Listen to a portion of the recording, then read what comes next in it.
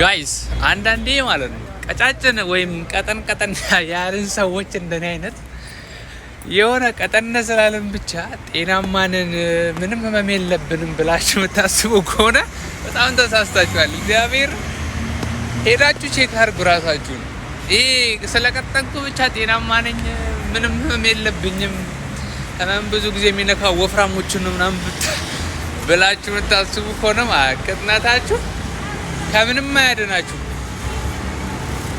ከምንም ማለት ነው። እና በተቻላችሁ አቅም ቼክ አድርጉ ራሳችሁን ሐኪም ቤት እየሄዳችሁ እና እንቅስቃሴ ደግሞ በጣም አስፈላጊ ነው። እንቅስቃሴ አድርጉ። በስመ አብ የብሬን እዛ የተኛበትም ቢሆን ማለት ነው የተኛበትም ቢሆን አልጋው ላይ ተንከባለን ስለቀጠንክ ምንም አልነካኝም የምትል ከሆነ ችግር ውስጥ ነው ያለው። እውነት ኧረ ሲያስጠላ በእናታችሁ።